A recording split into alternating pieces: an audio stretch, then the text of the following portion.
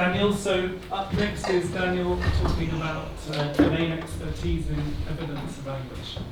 Yeah, so thank you, John. So it's in brackets because it was supposed to be heavy on the domain expertise because I was going to get some views from an actual scientific expert that I've been working with on a case study, but he didn't get back to me because he probably had important things to do, like experimenting, and actually had to be somewhere. So it's going to be less heavy on the domain expertise and heavy on the evidence evaluation. And I'm just going to talk about some frameworks for evidence evaluation in medicine. Some standard ones which sort of exist that have been developed by clinicians or clinical scientists over a period of years, and then new frameworks that have taken their motivation and foundations from work in philosophy. And then I'm going to show how philosophy can in turn evaluate those frameworks by applying them in case studies. And I'll show you some case studies that I've been working on over the last year from a number of these frameworks. So evidence evaluation is just about, you've already got your evidence, you've run your trial, your clinical trial, and you might think that's, whatever you conclude from that trial, that's what you conclude about some sort of causal hypothesis, that a drug causes some successful outcome. But there might be a methodological problem with the trial that you've run, so you might have some doubts about that evidence. So the end of the story is never just that we've got some evidence and we've drawn a conclusion and that's it. There's going to be more to the story, and the evidence evaluation is primarily concerned with that. So we've already seen a hierarchy in Michael's talk. This is a very crude one. We're probably quite familiar with it, with the sort of clinical trials at the top going through to things like mechanistic evidence, expert opinion, anecdotal evidence at the bottom. But this sort of hierarchy, even if it's more sophisticated like this with some actual triangles and arrows to tell you that there's less bias as you go up and there's more bias at the bottom. These sort of hierarchies don't tell you much about the methodological details of the trials that you're evaluating. So these are going to be ranking evidence by the kind of methodology, and that's pretty uninformative because it just tells you that if you've got evidence and you've obtained it from a randomized controlled trial, that's good evidence compared to if you obtained it from a cohort study, say, on level 2. But that sort of ignores how well that randomized controlled trial or how well that cohort study was performed. You might think that a really well performed cohort study provides better evidence than a badly performed randomized controlled trial. And that's what we're concerned about in terms of evaluation by quality. So the quality of your evidence is more about how well was each individual trial, how well was each individual study implemented, and then you get much more information. So you can see here, this is a checklist from the sign hierarchy, just one of many quality checklists you might get, and it might be a bit too small for people to see, but you get things like, were the treatment groups randomized? This seems like a basic question, but they might not have been properly randomized. You call it a randomized controlled trial. It wasn't properly randomized. Was the study blinded properly? So were the participants, aware or not that they were the ones being given the intervention or the ones given the placebo? So there's a load of different elements of a methodology that can go right or can go wrong, and we want to look at the actual study being performed and say whether that happened. And that gives you a better idea of whether the conclusion you've drawn from the evidence is right or not. So that's kind of the basic idea behind evidence evaluation or evidence assessment. We're looking at quality rather than method itself. And that just sums that up. Basically, you get more fine-grained methodological, assessing by fine-grained methodological details gives you more information than if we just assess by kind of method used. And we want to look at the implementation of a method in a study. Now, the standard way of doing this would be, like I showed, a part of the sign hierarchy would be to assess the quality of the evidence for clinical trials. This is the standard EBM view that excludes evidence of mechanisms and would just be looking at clinical trials, typically randomized controlled trials. Here's a nice schematic of the randomized controlled trial. 2 groups, one gets the treatment, one gets the placebo. Who ends up in each group is randomized, and then we measure the outcome.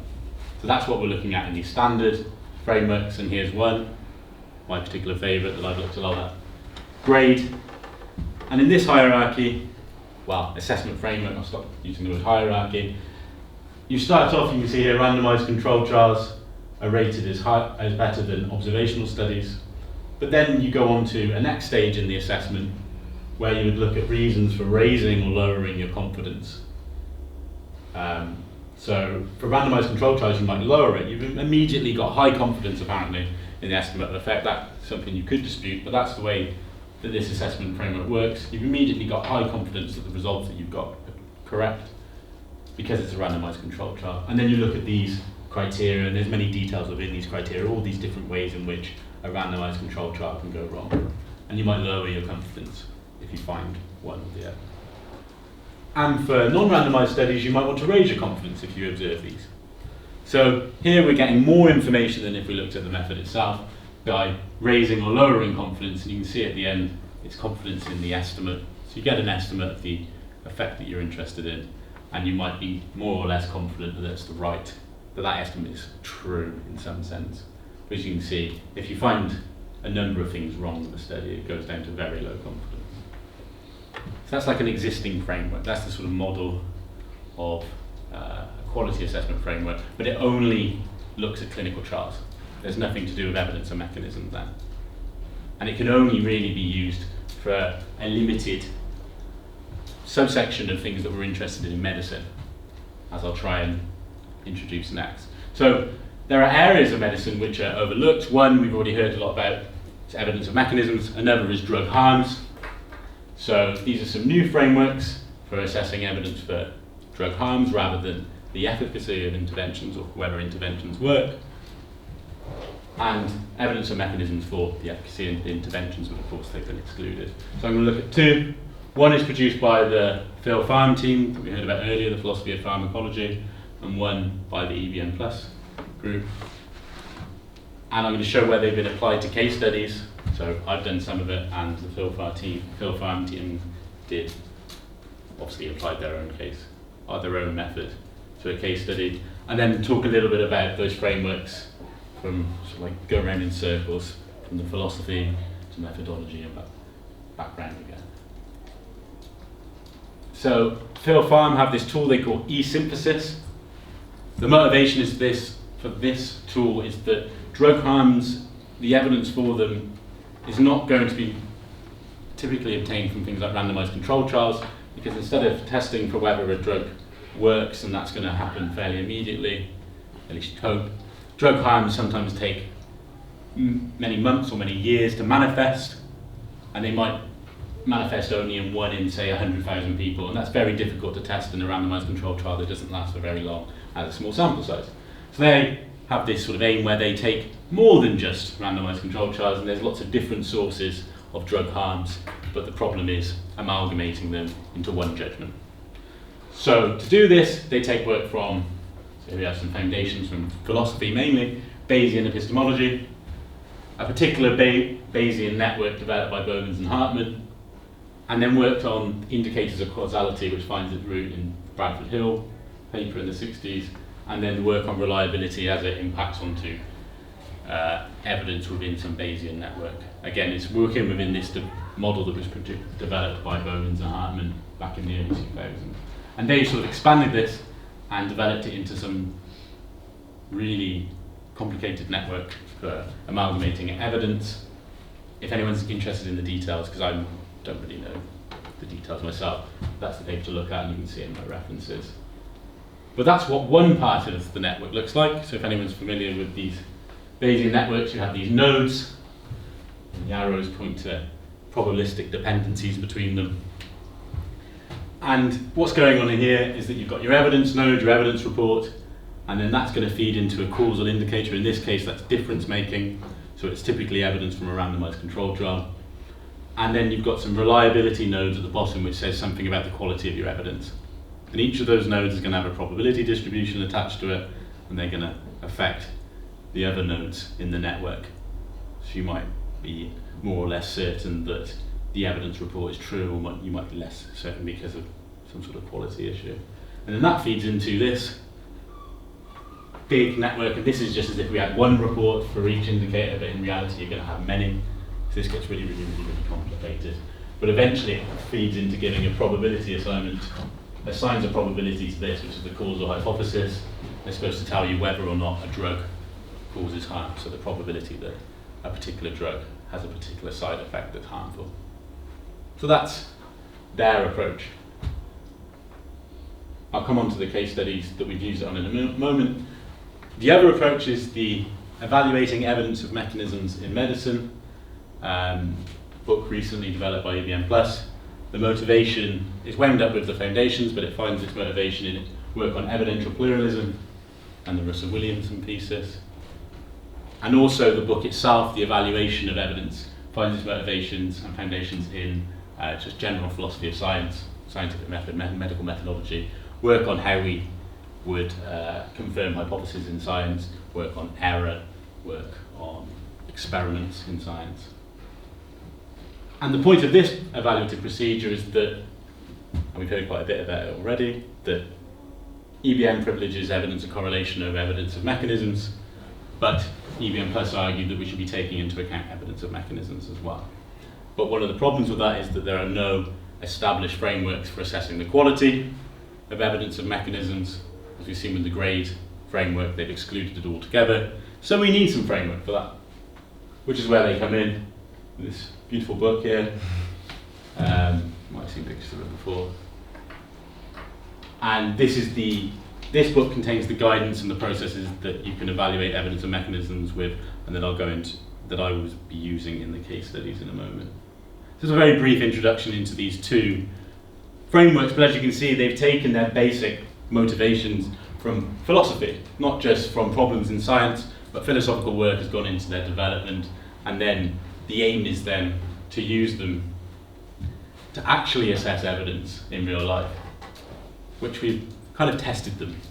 So these are actually existing and in some ways open-ended case studies. So the first one is amoxicillin, a commonly prescribed antibiotic, and its implication in causing a hypersensitivity reaction called drug-related eosinophilia and systemic symptoms. Basically, it causes an increase in these eosinophils, a type of white blood cell in the blood. It's really severe.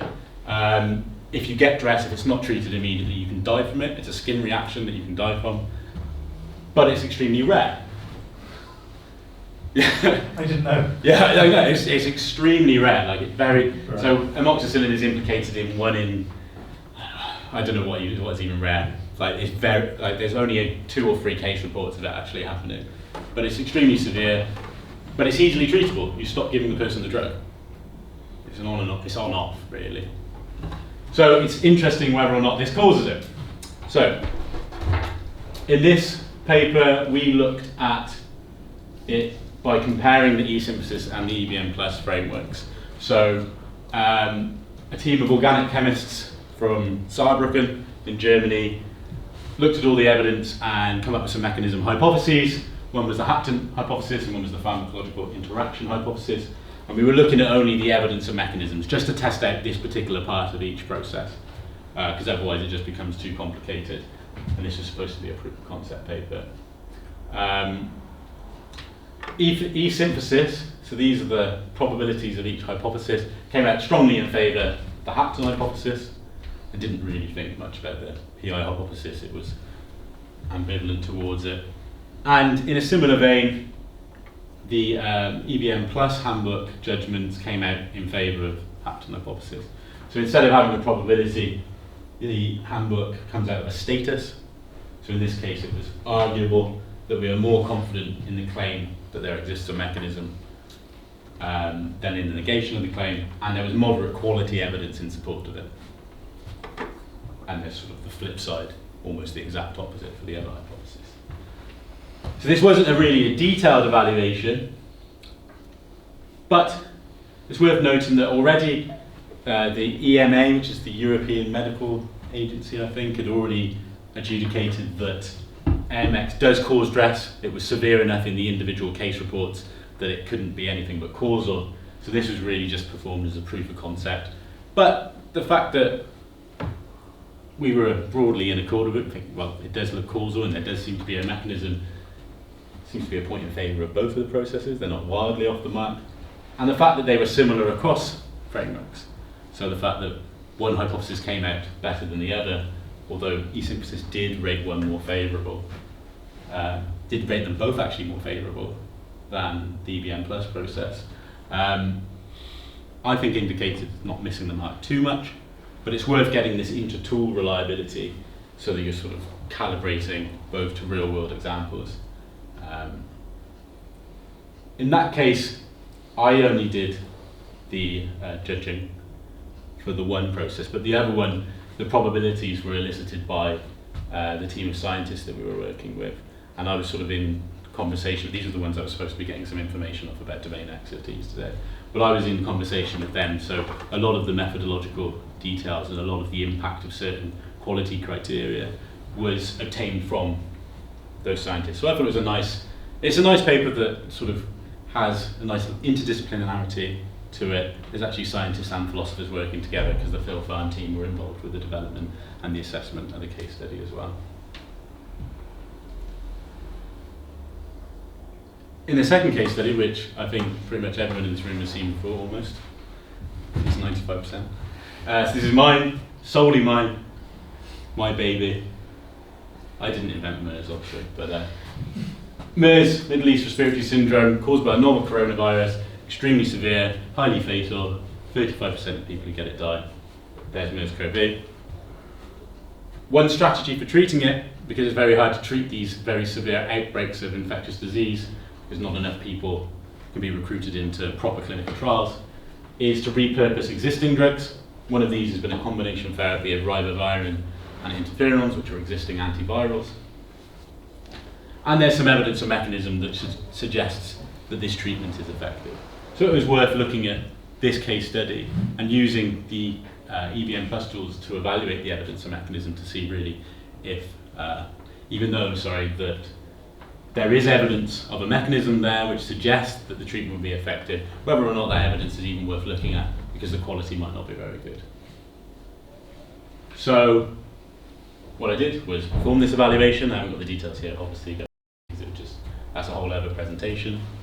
But it came out that the existence of a mechanism is arguable, which is more support than is usually given in the reviews of this treatment, where it's just that there's some evidence of mechanism, but it doesn't tell us anything. But if we actually use an evaluative framework to look at the evidence, it gives us more information. It tells us, well, it looks like there is a mechanism there, but we need some more research. In this case, the confidence in the claim was high because the evidence seemed to suggest a mechanism, but the actual quality of the evidence was quite low. And in the processes terms, this means that the stability of our confidence is low. So it just means that new evidence could change our confidence. Interestingly, that quality assessment tells us where we need new information, where we need new evidence. Because it tells us that a particular animal model used to test the effectiveness of this treatment isn't appropriate for this disease. So we need to test it in another different animal. So that indicates where we need to go if we're going to start to prove effectiveness for evidence of mechanism. But of course, within the EBM Plus sort of general framework, you need to have evidence of correlation as well. In this case, the clinical trial evidence isn't very good, but at least there's some. So it enables us to combine it eventually and come up with more information. And the process itself worked quite well. And it seems to be applied quite well to an open-ended case study. There's no judgment on it at the moment. So here's an example of where this has been put into practice. I think I've got a bit of time just to talk a little bit about it. I don't know when I started, because we were delayed. Take another few minutes. A few minutes, right. So expertise. Everyone's favourite expert hater has been in the news this week, but not for expert hating. I don't know if everyone can see this, but I thought it was fairly funny. Read out, please. No. Using the voices. Dramatic reading of the fake. Yeah. So this is Independence Day. There's a spaceship. There's David Cameron, Prime Minister. Michael goes asking, "Let me do it." For God's sake, Michael, you're the Education Secretary. You've never flown a fighter plane in your life. But I knew I could do it, David. I could fly a fighter plane into the big spaceship and shoot all the aliens. But you have no military training. David, I haven't told you this, but I used to be a journalist for the Times. I wrote 2 articles about planes, David. I've got strong opinions about aliens. I know I can do this job. So he ultimately fails. Because some people do, including Go, question the role of experts, whether we should be trusting our experts or whether we should have some sort of, well, I suppose he would want the populace to tell us what they want. But even within science, even within evidence evaluation, the idea of expert opinion, expert judgment is looked down upon. It's at the bottom of evidence hierarchies, expert opinion. Whether experts have a view on something seems to be allowing too much subjectivity into the process. So everyone's really in doubt of experts. But in the case of these new frameworks, and even the old ones actually, the use of expertise to inform judgments is core. It's central to it, really. There's not just a rigid procedure that you apply.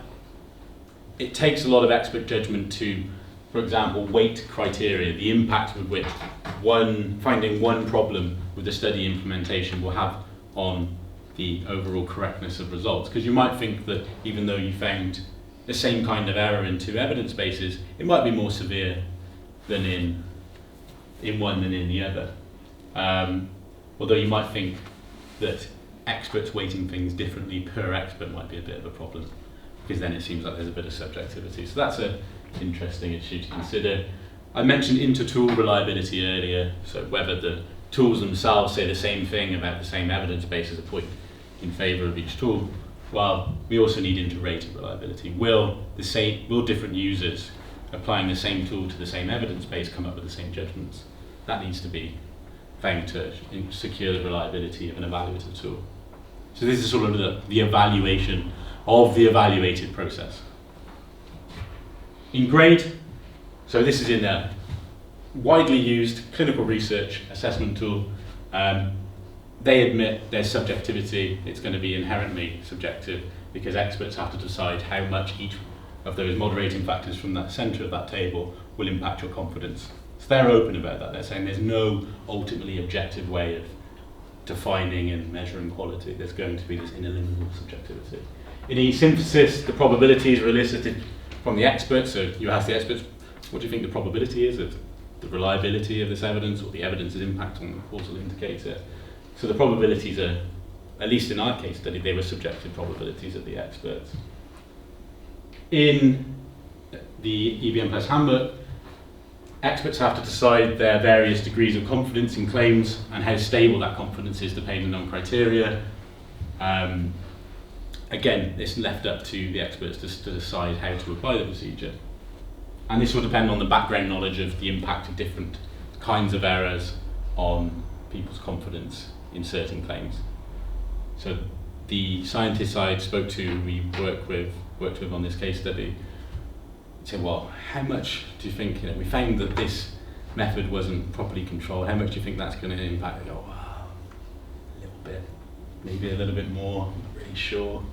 And you'd have to sort of work through it, and eventually they'd come up with some vague idea of the impact of it. But that's part of the process, it's built into it. So the question is, would it introduce too much subjectivity? I'm just going to pose some questions and I'll answer them. Another issue is that parts of the procedure are going to be left up to judgment.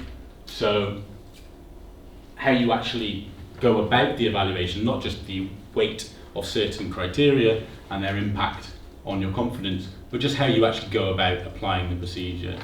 So there's going to be open-ended questions which you're supposed to use your expert judgment to answer. This would of course mean that any systematic review is not the end of. It's always open to revision, which isn't a bad thing. And finally, I think, so this is where I'm going on my own research at the moment, there's going to be some expert judgments that are inadmissible. You're going to have some constraints on what's allowed.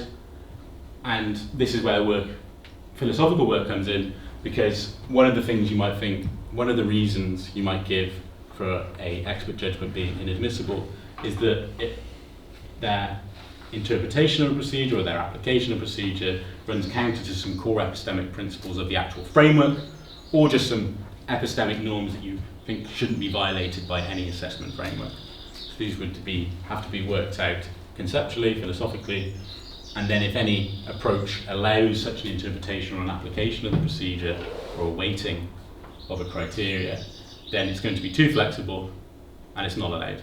So there has to be constraints put on it, and it's the work of evaluating the process itself, and thankfully more philosophical work for all the rest of us who are interested in medical methodology, which is a cause for celebration.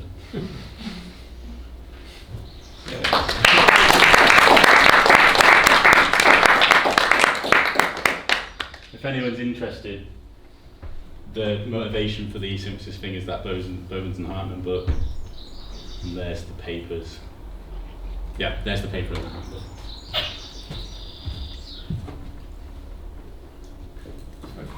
Okay, I'm confused by that slide with the e-synthesis. Were they not?